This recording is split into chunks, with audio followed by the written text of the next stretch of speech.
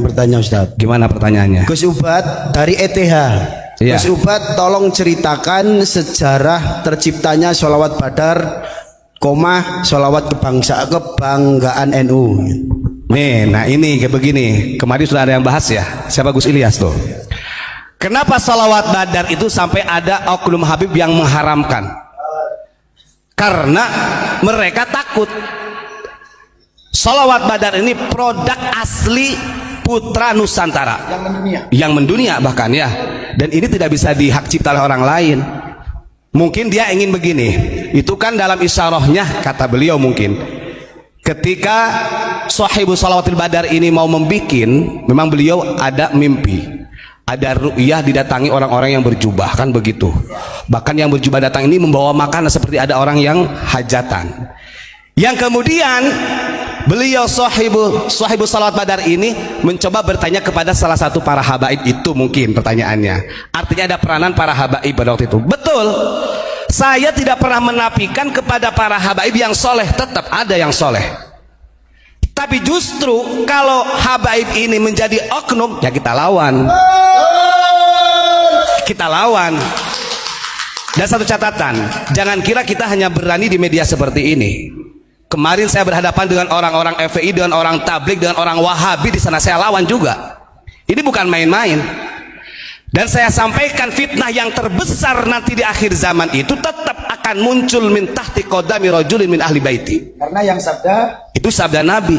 Fitnah terbesar yang akan muncul itu dari orang-orang yaz'umu minni, dia mengaku bahwa mereka adalah dzurriyyahku. Falisa minni, kata Nabi. Kita sampaikan.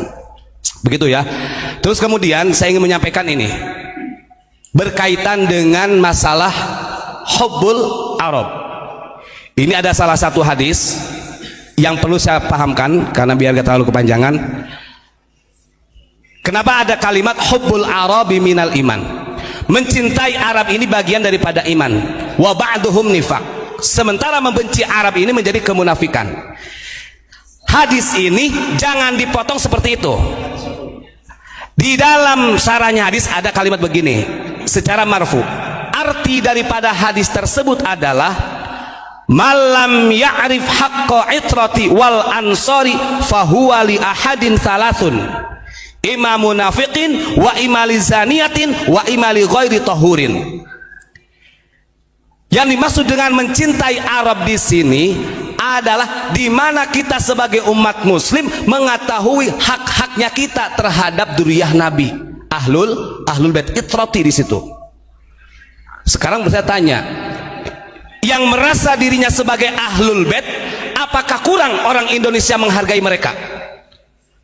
Apakah kurang bangsa Indonesia memuliakan mereka para habaib? Tidak kurang-kurang. Sampai orang NU ini mempertahankan. Padahal itu dulu mau dideportasi dulu. Sampai dipertahankan. Walaupun kita tidak tahu bahwa dia itu intisab atau tidaknya kepada baginda Rasulullah. Kemudian wal ansori, dan kita sebagai umat Islam ini harus mengetahui hak-haknya kita kepada orang-orang pembela agama Allah. Berarti bukan hanya keluarga Nabi, itrati wal ansori. Sekarang saya tanya, ketika mereka kita muliakan, ketika para habaib Alawi kita muliakan, kita takzim, bagaimana timbal baliknya mereka kepada ulama kita? Apakah cukup dengan mengatakan mereka ulama-ulama kita itu seperti anjing? Ini kan tidak ada kestabilan. Karena kalimat di sini wa itrati wal ansori bukan hanya dimiliki untuk dzurriyyah Nabi saja yang harus dimuliakan. Semua manusia dimuliakan, lebih-lebih orang-orang yang berjuang di jalan Allah. Para